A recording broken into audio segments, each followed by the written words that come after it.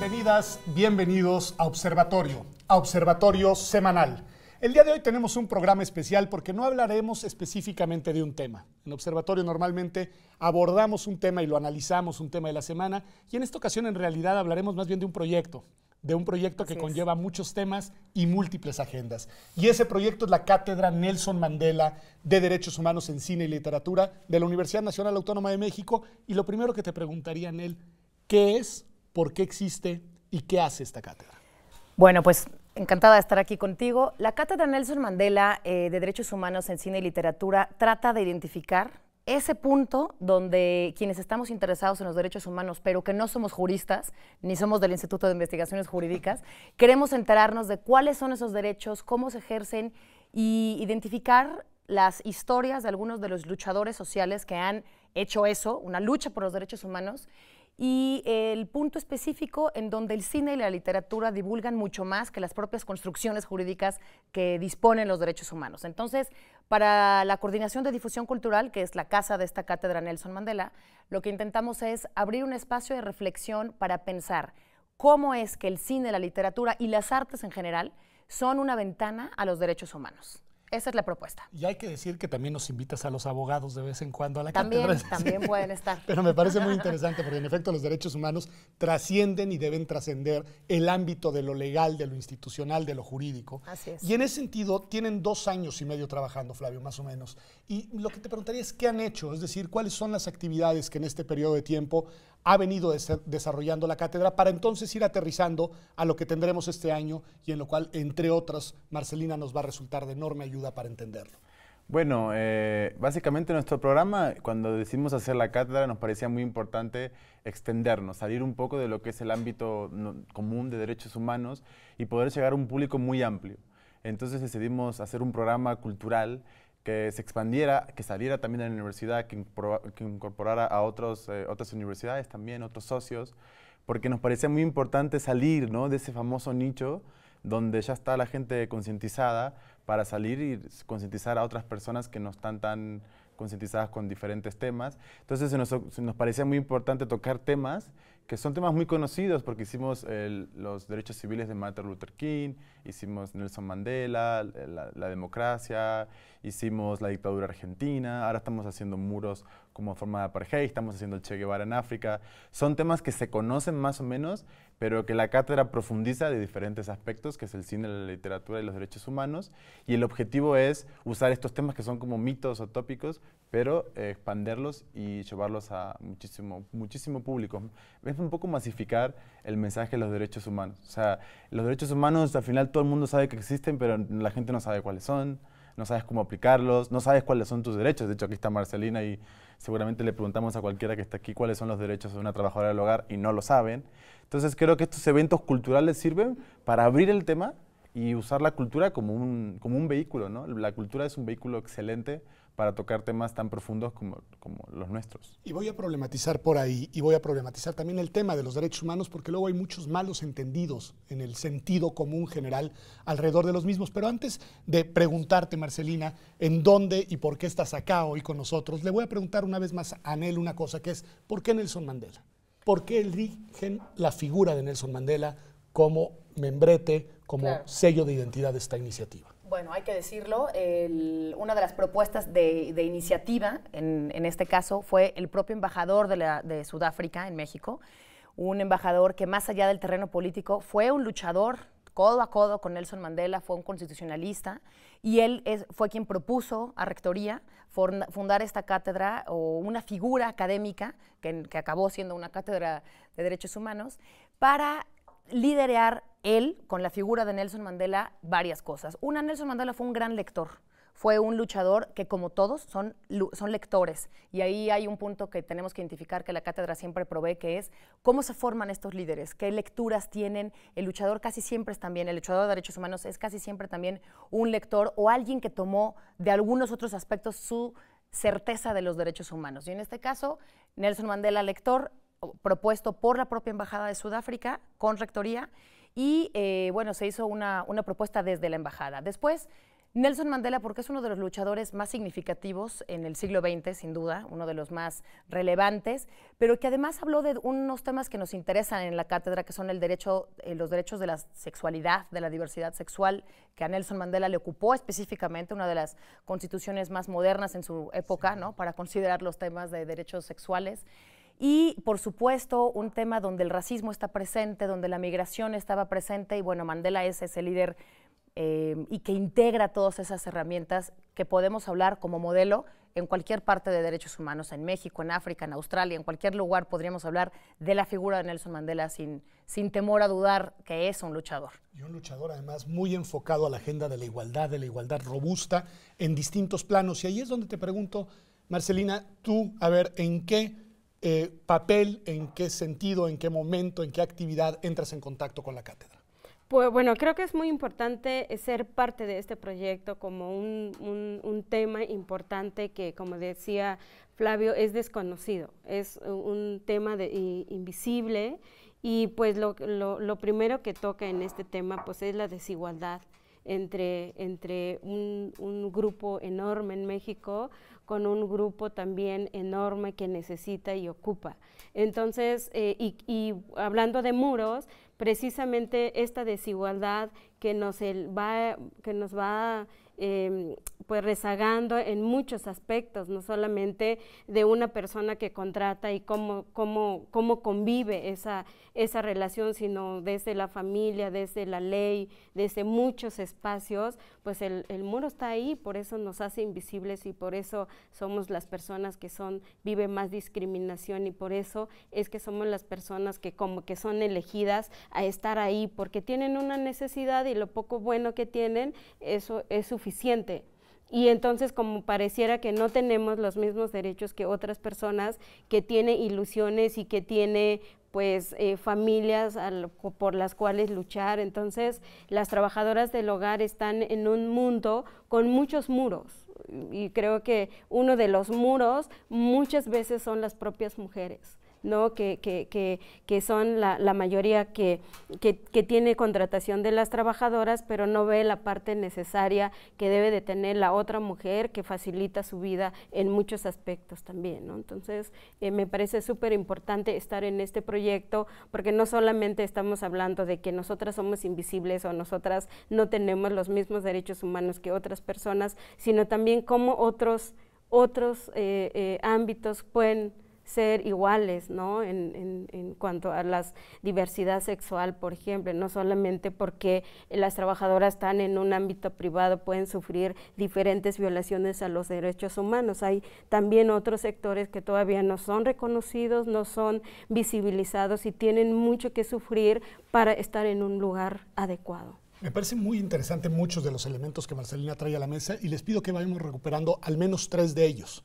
Uno, esta idea de haber tomado el tema de las trabajadoras domésticas para proyectarlo desde la reflexión de los muros. Y ahí, Flavio, te preguntaría, ¿qué hay por ahí? El otro tema, Anel, es esta cuestión de relación entre mujeres, que me parece muy interesante lo que nos dice Marcelina. Es decir, al final, las empleadoras muchas veces son mujeres que se ven beneficiadas por el trabajo de las trabajadoras domésticas, y ahí pareciera que no hay una relación de solidaridad y de comprensión y de empatía a la condición de mujer, sino que hay incluso una relación de desigualdad y de maltrato de un lado hacia el otro, que me parece que es un tema crucial. Pero Flavio, vamos primero al tema de por qué los muros y las trabajadoras domésticas, ¿cómo llegan a la conclusión? Bueno, nosotros con Marcelina tenemos un trabajo previo, yo dirijo cine y Marcelina nos pidió un documental sobre el tema de los derechos de las trabajadoras del hogar, y en ese momento yo estaba pensando cómo hacer una película y se me ocurrió usar la tecnología que está totalmente disociada de ellas, de esta invisibilidad,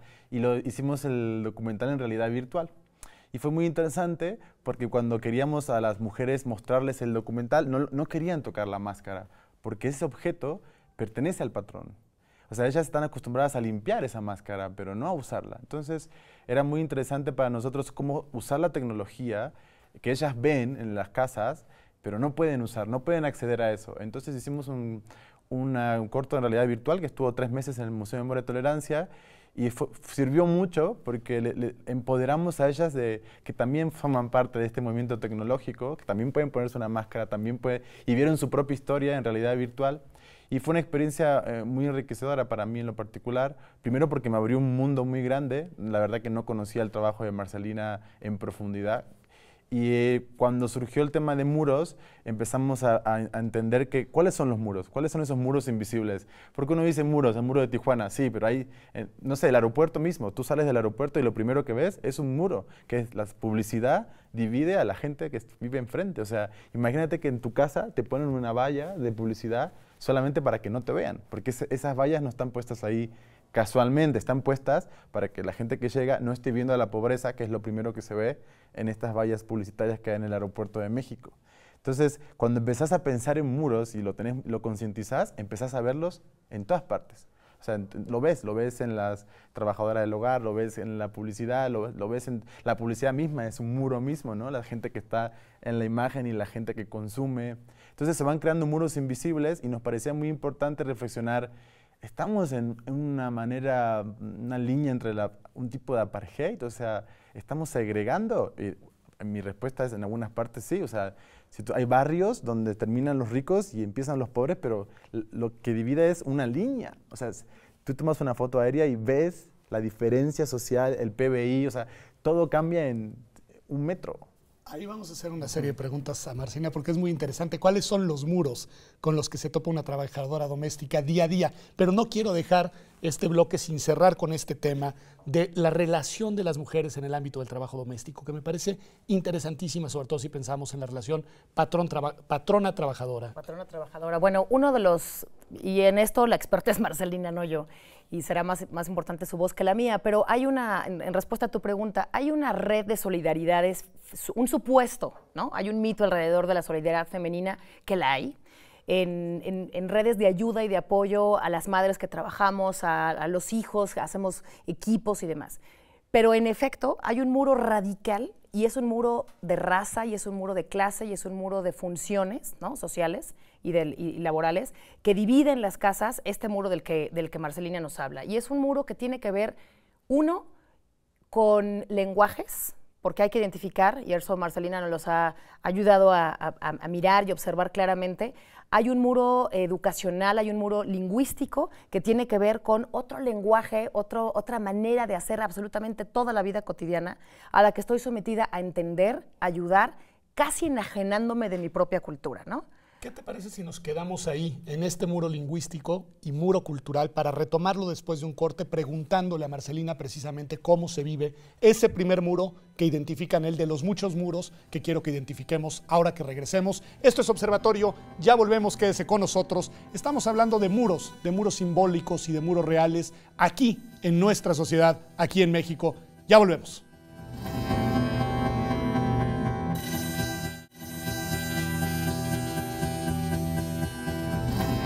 Pues ya estamos de regreso aquí en Observatorio Semanal, y estamos hablando de este proyecto muy interesante, la Cátedra Nelson Mandela de la Universidad Nacional Autónoma de México, y de sus agendas. Y nos detuvimos en una agenda que es la de este año, en la que eligieron el tema de los muros como nuevas formas de apartheid, y ya no pensando en el pasado, sino pensando en nuestras sociedades actuales y en nuestra sociedad mexicana en particular, y el tema de las trabajadoras domésticas que Marcelina, además de ser una líder, representa con mucho conocimiento de causa, pero también con mucha articulación de proyecto. Y lo que nos decían él al final del bloque anterior, y quiero que lo retomemos, Marcelina, es que quizá el primer muro al que se enfrenta una trabajadora doméstica en su relación con sus patrones, y en este caso estamos pensando sobre todo en la relación con patronas jefas, es un muro lingüístico, nos decían él, un muro ya desde la comunicación, que supone un muro también de cultura. ¿Qué nos dirías de eso? Sí, primero, por supuesto que creo que el choque cultural, que es la primera barrera que se topa una trabajadora, porque tiene que dejar lo suyo para convivir con el que va a estar no sé cuánto tiempo, y aparte de eso, pues sí ir dejando y olvidar su propia cultura. Y por el otro lado, pues está muy claro, creo que cuando hablamos como de lo cotidiano, es muy difícil aceptarlo y no querer reconocer, y entonces no se mira, entonces se puede practicar de lo cotidiano, de cómo tratas y si gritas, si haces bien o no las cosas, como se vuelve muy, muy de costumbre, y entonces como es tan normal, cuando le gritas a una trabajadora del hogar, pues es tan normal para ti porque así es ahí adentro, en lo privado. Entonces nosotras, por ejemplo, hoy dijimos, vamos a crear un contrato para las trabajadoras del hogar, porque ya no puede ser posible que seamos contratadas de manera verbal, que aunque la ley dice eso es igual, vale igual cuando te despide, cuando te maltraten o para cualquier cosa, sin embargo, eso no es avalado así con los empleadores muchas veces. Y hoy nos estamos topando con empleadoras que dicen, sí, me encanta que los mismos derechos y obligaciones los tengamos ambas, pero en el momento de decir vamos a firmar 8 horas, aguinaldo, vacaciones, día de descanso, obligatorio los domingos, porque de mínimo una trabajadora que trabaja más de 16 horas diarias tenga que estar los domingos trabajando o sábado. Entonces nos estamos encontrando con esa barrera que también es muy clásico de decir, no, está muy bien conmigo, pero ¿qué es estar bien contigo cuando contigo no tiene vacaciones, contigo no tiene aguinaldo, contigo no tiene una calidad de vida con un salario digno por ti, por mí y por todas mis compañeras, que no solamente va dedicado a las trabajadoras del hogar, sino también a los empleadores, para que también juntas vayamos pues encontrando este equilibrio que usted necesita, yo también necesito, y no podemos estar en desventaja con estas necesidades de ambas. Entonces el contrato nos está trayendo justamente esas barreras para decir cómo vamos a regular algo que es regular pero acostumbrado, ¿no? Que es lo mismo me da gritarte si hiciste bien o mal las cosas, entonces pues tú estás aquí y vas a hacer lo que yo diga. O sea, es una manera muy difícil, complicado de dirigirse a una trabajadora del hogar. Entonces creo que el muro más importante que veo aquí es formalizar el trabajo como dice la ley. Es interesante porque acá lo que nos plantea es un muro desde lo cultural también hacia lo jurídico y hacia un muro que se representa la inexistencia de un contrato a base de derechos. Hay, Flavio, para ti elementos en esta realidad compleja, en las sociedades complejas como es la nuestra, pero en concreto en el fenómeno del trabajo doméstico, que nos permiten pensar en estos muros legales, culturales, reales, bajo la idea, bajo la lógica del apartheid? Pues sí, por supuesto. El apartheid fue un sistema de segregación racial, ¿no? Aquí es que el tema es muy complejo porque podemos hasta hablar incluso hasta una sociedad de castas, o sea, donde realmente la separación es como en la India, ¿no? O sea, nosotros tomamos el apartheid porque sí nos parece que existen estos muros que se mezclan mucho y que el límite entre un sistema de segregación y discriminación y los muros que está hablando Marcelina son muy cercanos, son casi no hay, ¿no? O sea, el primer momento, el muro, para mí el muro más grande que existe entre Marcelina o lo que ella representa y yo, si fuese en caso de un patrón, es el desconocimiento de sus derechos. O sea, yo desconozco conscientemente el derecho de ella. ¿Por qué digo conscientemente? Porque no desconozco mis derechos con mi empleador. Yo sé que tengo un contrato con mi empleador. ¿Por qué no lo puedo tener con ella? O sea, me hago el tonto porque no me conviene, ¿no? Entonces, por eso me parece muy digno el trabajo que están haciendo, porque no es, o sea, lo que estábamos hablando ahora cuando veníamos, lo que está pasando está cambiando, se está transformando una dinámica, porque un contrato no es solamente un papel, momento, o sea, hay horas laborales, o sea, cómo se distribuyen las horas, puedes estar al servicio de una persona a las 24 horas. ¿Qué es el servicio de una persona? ¿La tienes que peinar? Que me contaba Marcelina que había una persona que quería que se la peinara. Entonces, a mí lo que me parece es que en Sudáfrica lo que se creó fue un sistema de segregación donde este barrio es para los negros, este barrio es para los blancos. Supuestamente, ¿por qué se hacía? Por seguridad. ¿Por qué se hacen los muros aquí? ¿Por qué hay barrios cerrados? Por seguridad. ¿Por qué está el muro de Tijuana? Por seguridad. Todo es seguridad, o sea, pero la seguridad en realidad lo que hace es separar a la gente entre el malo y el bueno, el rico y el pobre. Entonces, hay que reflexionar también sobre por qué existe esta idea de lo inseguro y lo seguro, ¿no? O sea, ¿por qué cerramos un barrio? ¿Para quién aparte? A ver, retomemos ese punto que tiene que ver con uno de los temas que van a tratar uno de los coloquios, que son los muros urbanos. Ya nos decía algo Flavio en el corte anterior, lo acaba de retomar ahora. ¿Cuáles son esos muros? Ayúdanos a descubrir describiendo esos muros que ahí están y que muchas veces no vemos en el día a día y que son el rostro de nuestras ciudades. Claro, un poco la intención de esa mesa en nuestro coloquio próximo es hablar específicamente de esos muros citadinos, urbanos y fuera también, los rurales, que tratan de definir y distinguir una frontera entre un grupo social y otro grupo social, entre un uso educacional y otro uso educacional.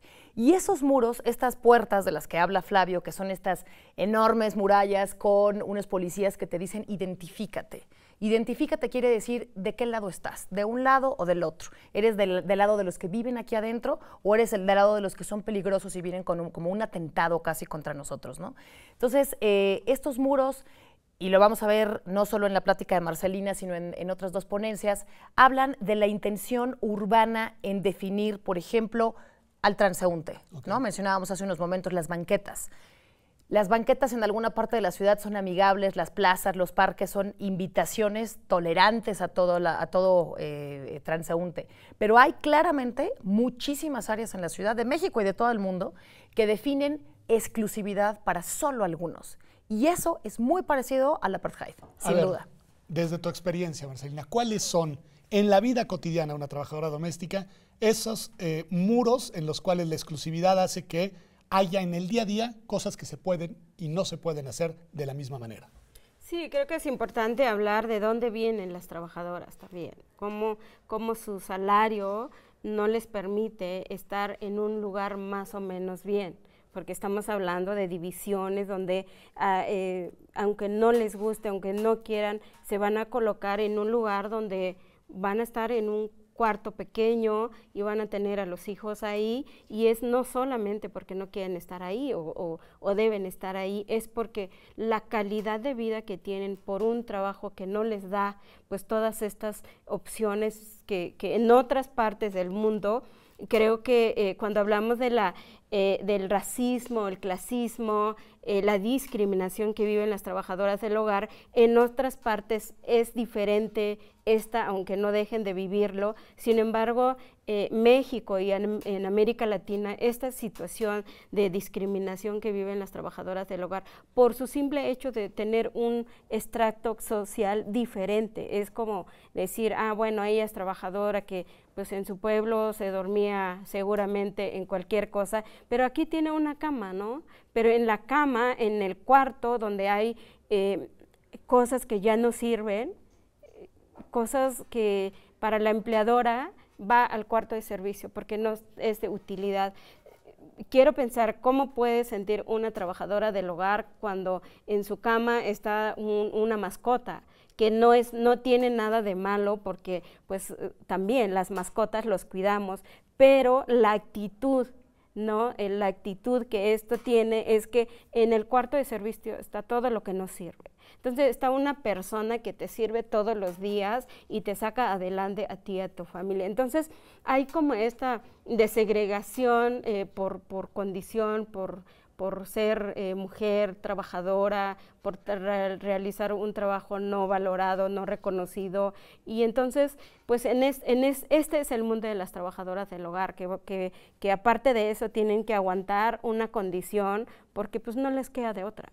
Y entonces encontramos a trabajadoras del hogar que ganan menos porque tienen un hijo en la casa, y además el mundo de los hijos no es lo mismo, pues, ¿no? El mundo de los hijos es el cuarto de servicio y si acaso tienen que estar en el jardín porque pues no pueden entrar adentro porque la mamá está limpiando, y cuando termine vamos allá, comes, quédate ahí porque yo voy a servir a los niños, quédate ahí, voy a servir a los patrones y regreso y al rato comemos, ¿no? Entonces, y creo que que no hay una integridad, una integración más bien con este mundo, que somos diferentes y esa desigualdad. Eso me parece fortísimo y me parece interesante el punto de vista de quien ha visto a México desde fuera. Esta cuestión de la segregación en el día a día, nos dice Marcelina, incluso en la relación entre los niños, Flavio.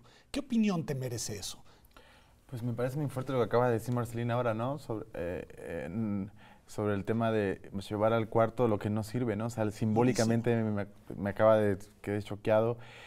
El tema de los niños también es un tema. Nosotros ahora, hay una de las chicas que salió en esta película que su hijo, ¿qué haces con un niño? O sea, porque lo llevas a una casa y el niño no tiene nada que hacer mientras la mamá está limpiando, ¿no? Entonces quiere jugar con los juguetes de la niña, del patrón, que es una palabra muy fea que no me gusta utilizar, pero a mí me parece, visto desde afuera, yo tengo aquí 17 años, el primer sentimiento es shock. O sea, siempre te quedas como, porque en nuestros países, en otras culturas, tener una persona que trabaja en el hogar representa un estatus social muy alto. O sea, hay que tener mucho dinero, hay que también justificarlo, que también es algo muy importante. Aquí, como se paga muy poco, pues se hace, pero ¿realmente lo necesitas o no lo quieres hacer? O sea, hay mucha gente que lo hace porque es barato, pero no es barato porque es barato porque no lo pagan. También esa es la situación que sucede aquí es, mis amigos tienen empleadas del hogar porque las necesitan o porque son baratas. Porque son baratas. ¿Son baratas? No, no son baratas. Lo que pasa es que tú no quieres pagar. Que no se reconocen todos esos derechos de los que nos habla Marcelina. Porque no los quieren saber. Entonces, yo lo que siento aquí, como mi visión de afuera, es lo de los muros. A mí solamente, como te contaba antes, llegar al aeropuerto y lo primero que veas es un muro. Es que llegas al aeropuerto de México y hay dos muros. Está la pista de aterrizaje y del lado hay un barrio, está totalmente enfrente de la pista, y de este lado lo tapan. Vamos a cortarla ahí y vamos a volver con ese mismo punto, porque además algo nos habías dicho por ahí fuera del aire que quiero que retomes, que era este muro de la extranjería, del ser extranjero en México. Regresamos, este es Observatorio, estamos hablando de muros, estamos hablando de segregación, estamos hablando de derechos humanos, estamos hablando de la cátedra Nelson Mandela de la UNAM. Ya volvemos.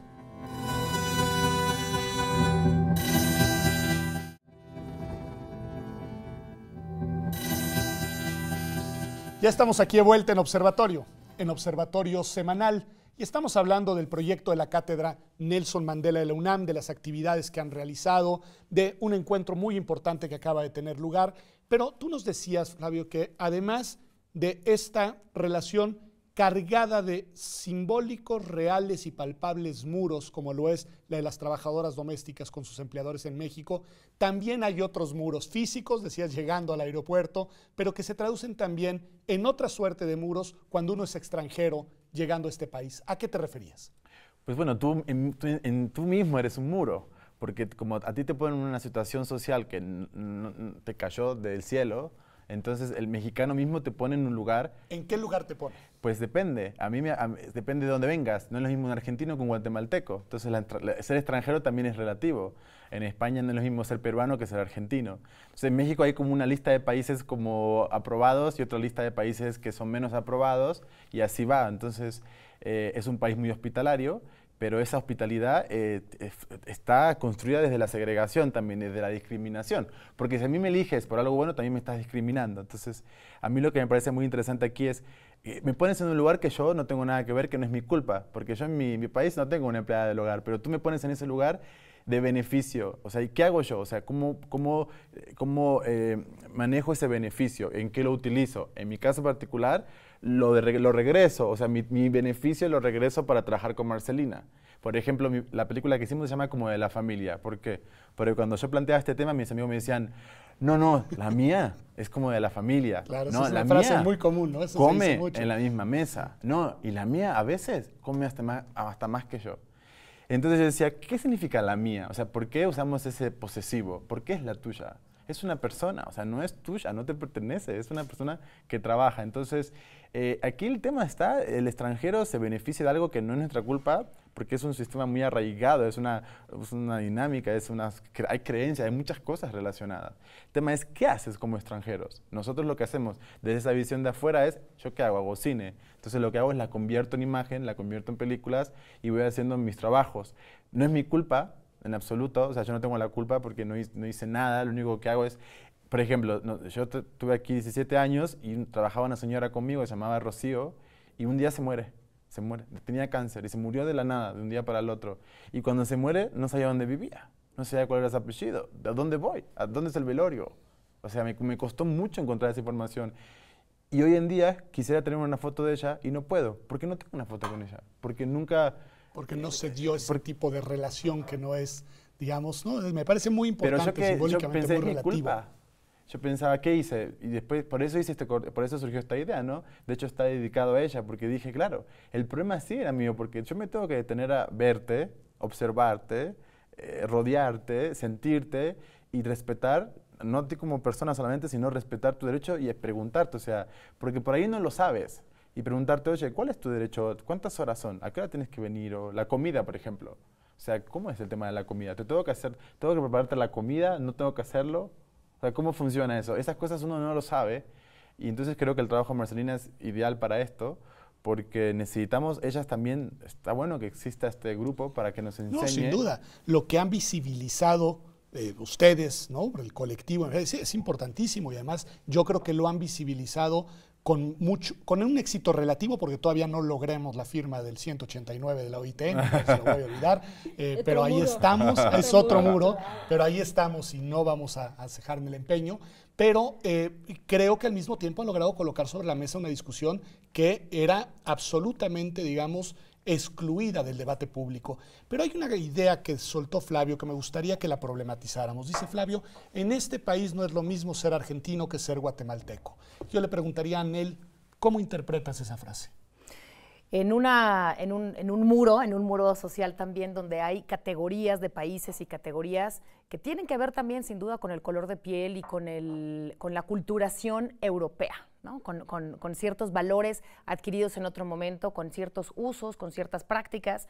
Y algo que decía Marcelina que es sustantivo, que es de quién depende y de qué criterio depende ese convenio o ese contrato que no está firmado, que no pertenece a ninguna legalidad real, sino que depende de lo que yo piense que es positivo, bueno o justo con la trabajadora del hogar, ¿no? Entonces, Marcelina nos hablaba de este tema de, igual que Flavio, cómo está el límite de lo permitido, de lo no, de los horarios de trabajo, de los días de descanso, de los beneficios sociales. ¿Quién tiene una trabajadora del hogar inscrita en el Seguro Social? ¿Qué pasa con la enfermedad? ¿Qué pasa con la muerte? ¿Qué pasa con todos los beneficios que tenemos cualquier trabajador? ¿Y en quién los recae? Derechos de indemnización por despido, simplemente. Exacto. ¿Y en quién recae eso? En el criterio, como dices tú, de una patrona. ¿Y quién formó a esa patrona en criterios? ¿Quién formó a esa mujer patrona, que es la que pregunta Marcelina por ellos? ¿Quién le dijo qué es lo justo y qué es lo injusto? ¿De dónde sacó lo que le parece que está permitido o no que suceda dentro de su propia casa? ¿Con qué criterio moral define lo ético, ¿no? Entonces, es un problema que, como tú dices, tiene que ver con la feminidad y con esos lazos de ruptura solidaria. Y hay un tema más, Marcelina, que yo creo que es bien importante hablar, el tema de los hijos y de cómo se desintegran las familias cuando una trabajadora del hogar viaja 14 horas de, no sé, de Veracruz, de la Sierra de Puebla, de cualquier lugar, y deja su localidad, sus labores como mujer, sus funciones sociales dentro de su comunidad para atender a otra comunidad. Me gusta mucho esa pregunta, es la que te paso, con un agregado, que es un agregado importante, porque ¿cuál es el destino de vida, el proyecto de vida de los hijos de una trabajadora doméstica comparada con el proyecto de vida de los hijos de su empleadora? Adelante. Sí, creo que, bueno, primero una brecha enorme. Seguramente el hijo de una trabajadora que se quedó en el pueblo llegará a la primaria secundaria, pero mientras ella tiene que estar atento, cuidando a los otros niños para que sean universitarios y quizá puedan ser el presidente de la República. Entonces creo que esa brecha que la trabajadora todos los días tiene que lidiar, digamos, y por el otro lado, pues hablando, pues esta relación entre las mujeres, pues hay un uso de poder. Y el uso de poder, nadie te enseñó, sino el poder te lo da tu estatus, tu dinero y tu casa grande que lo tienes y que yo lo necesito, y pues tengo que dejar todo lo mío para hacer a la orden lo que tú me digas. Entonces, está ahí desde el momento que yo te obedezca, porque tú tienes el dinero para pagarme, y pues muchas de las veces las trabajadoras son humilladas solamente porque reciben 200 pesos o 2 salarios mínimos al día. Entonces está este asunto del poder entre las mujeres también, de que nivel, tamaño y extracto social, ¿no? Entonces, hace rato también decía, o sea, cómo las trabajadoras del hogar también, si vienen del norte y son diferentes que si vienen del sur de la ciudad, que son más pobres y pueden aguantar otras formas de condiciones en el trabajo, y todo eso también las trabajadoras del hogar tienen que, prefiero cambiar mi condición, mis derechos, con un buen trato. Y entonces... Eso me parece interesantísimo porque a veces invisibilizamos también la diversidad al interior del colectivo trabajadoras domésticas. Y creo que es algo que pones en verdad el reflector sobre un aspecto muy, muy importante. Pero le quiero preguntar a Flavio, que ahí está, lo comentó Anel, y cuál es, de nuevo, porque esa visión desde quien llega acá hace 17 años, ¿cuál es la percepción del nivel de racismo y de clasismo en México? Uf. A ver. Pues toda. O sea, a mí me parece, yo soy en particular, uno como extranjero es la viva experiencia y resultado de ese racismo. Como tú le preguntabas a Anel cuál es la diferencia y Anel te dijo, pues sí, el europeísmo por el indigenismo. Y es un europeísmo que está totalmente sobrevalorado, porque mis papás son europeos, son italianos, pero nada más, pero no porque no tiene un valor. Aquí se le da un valor a eso. Mi valor es solamente genealógico, son mis familiares, nada más. Pero aquí existe un valor como de superioridad, de importancia. Nosotros no le damos esa importancia porque lo eres.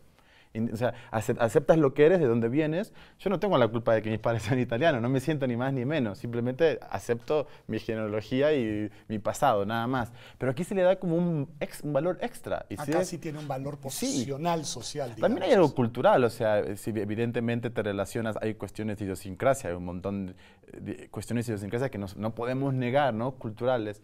Pero como decía Anel, existe esta cosa de que, el guatemalteco representa este indigenismo que se rechaza, y el argentino, el brasilero, el chileno, o sea, ¿por qué? Por cuestiones de piel, por cuestiones de racismo, por cuestiones, también hay cuestiones culturales y también de lenguaje, donde te manejas un nivel, te conoces más. A mí lo que me parece más grave es que este país está imperado por una pigmentocracia. Creo que México es una gran pigmentocracia donde todo depende de tu color de piel, y porque el color de piel, el tema de las oportunidades de un niño, ¿de qué depende? También depende de eso. El niño de la señora que trabaja en el hogar no va a ir a la universidad, es muy improbable que vaya. El niño que ella cuida, sí. ¿Por qué? Porque alguien lo cuidó, alguien lo alimentó, alguien lo está... Pero a ver, ahí hay un factor bien interesante y detengámonos en él un segundo. Aquí mismo en Observatorio hicimos un programa sobre el tema de la pigmentocracia y un interesantísimo estudio que hizo el INEGI que viene a confirmar esto que nos dice Flavio. Pero a mí me gustaría, pensando en esta imagen tan clara que puso sobre la mesa Marcelina, del niño que se queda en el pueblo y va a llegar quizá a la primaria o a la secundaria, y el niño en cambio al que la trabajadora doméstica cuida, que quizá llega a ser presidente. ¿Cuáles son los factores que determinan eso? ¿El que se quedó en el pueblo?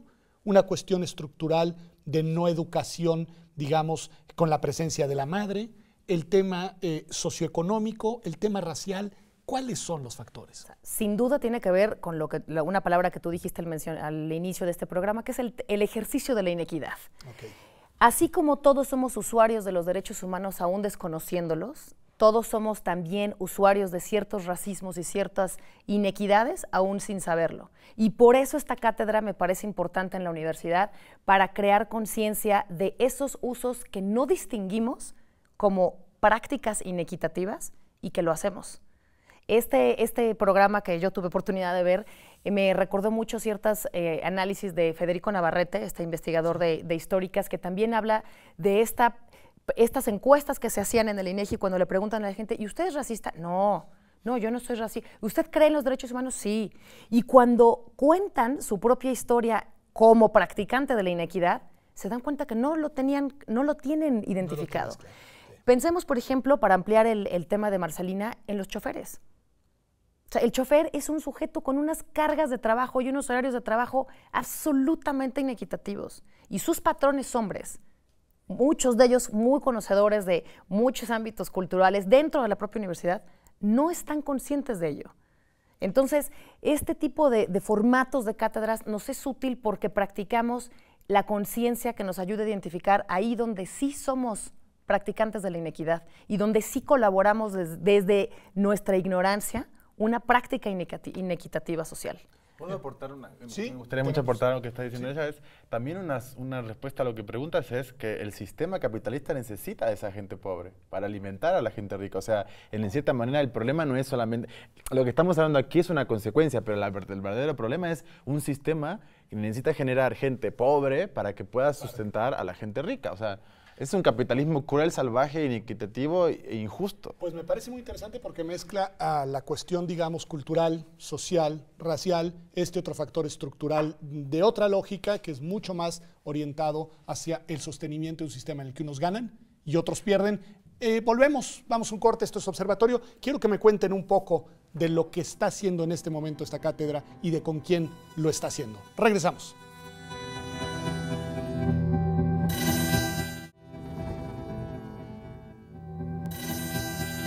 Ya estamos aquí de vuelta en Observatorio semanal. Flavio soltó la bomba al final del último y dice, no, a ver, aquí el problema es un problema mucho más profundo, es un problema de sistema, es un problema de organización económica que además es la que reproduce, digamos, estos patrones de desigualdad, de inequidad que se traducen en discriminación y exclusión para unos y en privilegios, como tú has dicho de manera insistente en el programa, no ganados para otros, ¿no? Y yo les preguntaría, dentro de la agenda de la cátedra, ¿cómo se van reflejando estas preocupaciones? Es decir, ¿a quién invitan? ¿Quién participa? ¿Qué hacen en concreto para cumplir el objetivo que nos dice Sanel que persiguen de visibilizar estos temas, no solamente, nos decía Flavio, hacia el interior de la comunidad universitaria, sino desde la comunidad universitaria hacia el país y hacia otras latitudes? Bueno, uno de nuestros compromisos es que la cátedra, al estar dentro de un marco cultural, porque está dentro del marco de la Coordinación de Difusión Cultural, para nosotros era muy importante buscar socios como el Instituto de Investigaciones Jurídicas, como la Embajada de Sudáfrica, como otras entidades, centros que propongan una visión multidisciplinar. Para nosotros es fundamental pensar en cuál es el valor del arte y la cultura para poder crear esta conciencia y sacarla de los terrenos jurídicos y acercarlo al tema de lo cultural. En ese sentido, el compromiso social del arte es fundamental. El arte tiene el poder, para usar esa palabra que usaba Marcelina, transformador, ese poder de tomar la conciencia a partir de prácticas artísticas. El museo es un espacio de reflexión cultural. El Museo de Memoria y Tolerancia ha sido un socio importantísimo para nosotros. Y, desplazan desde la universidad este tipo de iniciativas como el documental y demás. Satélites como perfecto. de expansión también. Porque también para que la gente sepa que a la cátedra te puedes acercar de distintas maneras. Esta es la única cátedra que tiene una alianza con el Museo de Memoria y Tolerancia, donde lo que hacemos es, claro, el museo tiene una actividad mucho más extensa que la nuestra. Las exposiciones duran 3 meses. Hemos hecho la de Martin Luther King, hemos hecho una parte del autobús Rosa Parks, se trajo a la explanada del MUAC. O sea, sí estamos colaborando en un montón de actividades en Cuéntanos conjunto. Un poco del autobús. El autobús, reproducimos el autobús de Rosa Parks y lo trajimos aquí en la explanada del MUAC, que esto fue como en febrero, ¿no? Sí. Febrero, marzo. Y fue el primer evento que trajimos del museo para la universidad. O sea, antes llevábamos cosas nuestras al museo.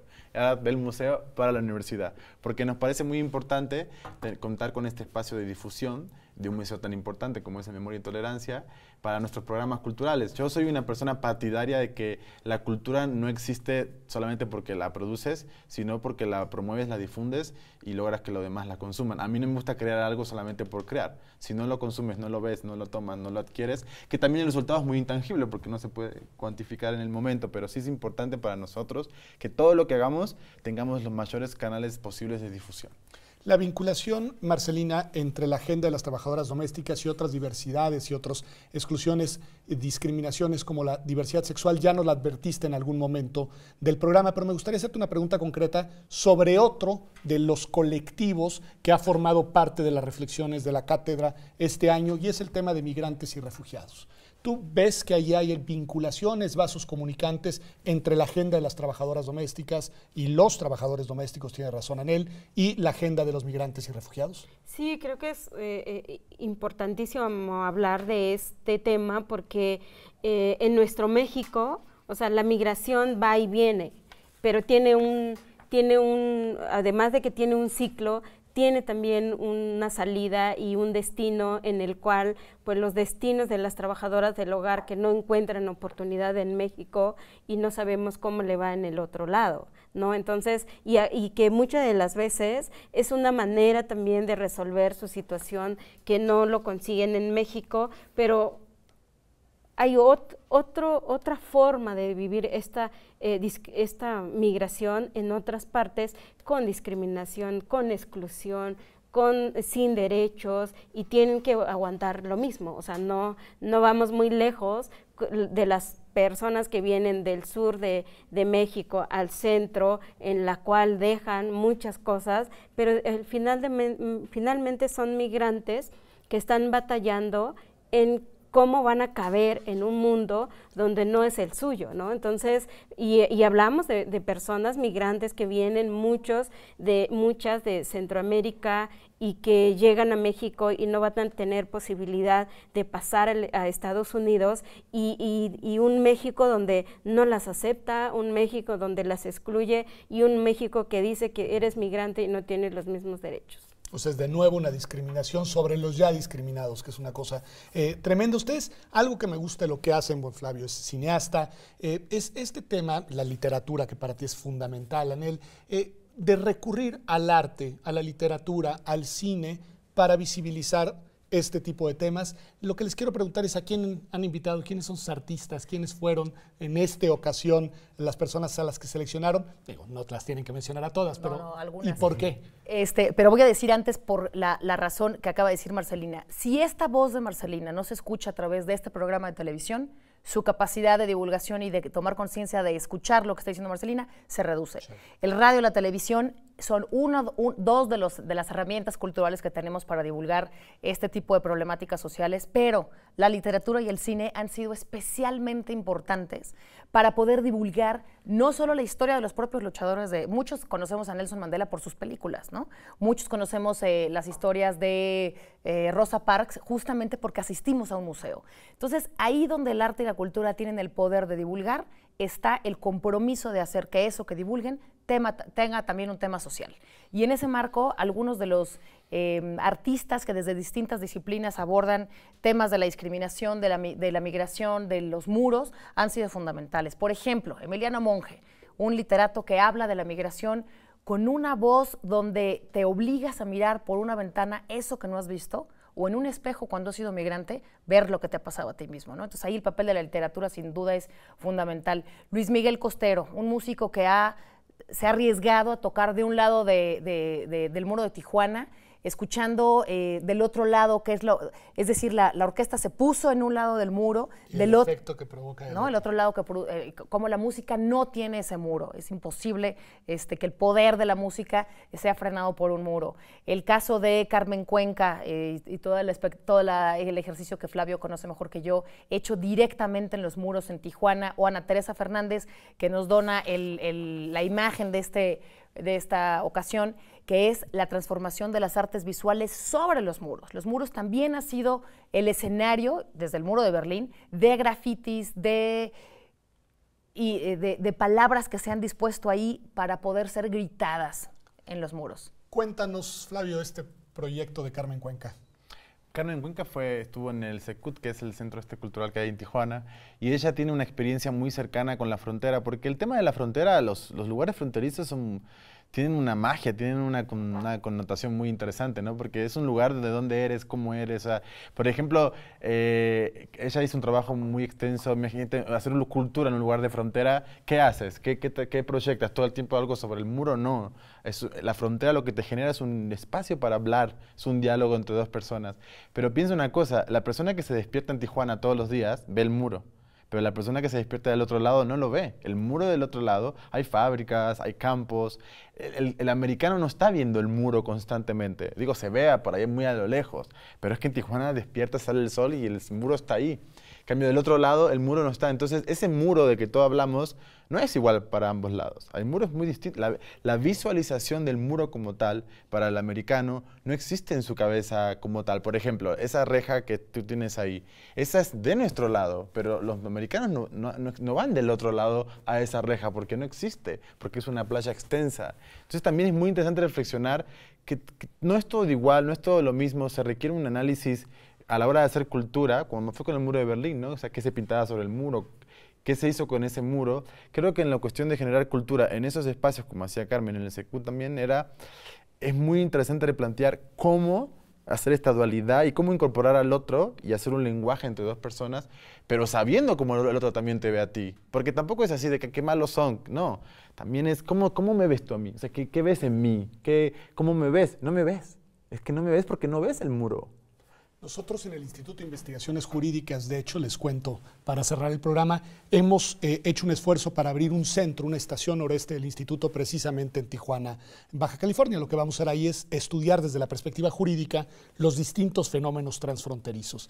Y me quedo dos imágenes de esto que dice Flavio. Una, el centro donde lo pensamos poner, lo que tiene enfrente, lo que visualiza es precisamente la barda, el mar y la isla de Coronado, es decir, como un espacio que no puede cortarse. Y otra que es una imagen muy bonita, por simbólica, creo yo que por emotiva, en el punto justo en el que el muro entra al mar, allá por Playas de Rosarito, y hay una pinta de esto que dice Anel, de cómo la gente se aprovecha de las paredes, en el que dice este es el lugar en el que los sueños rebotan, que me parece que es muy simbólico, pero en verdad muchas gracias, Flavio, muchas gracias Marcelina, muchísimas gracias Anel por haber estado hoy. Para nosotros en Observatorio, en este Observatorio Semanal, era muy importante tener esta vivencia y esta experiencia de lo que hace una iniciativa de la universidad tan importante como la Cátedra Nelson Mandela. En verdad, muchísimas gracias. Aproveche las actividades porque esto que hace la universidad es para usted. No lo pierda de vista, no lo olvide y apropiéselo. Nos vemos aquí en TUNAM el próximo domingo, como todas las semanas, en Observatorio Semanal.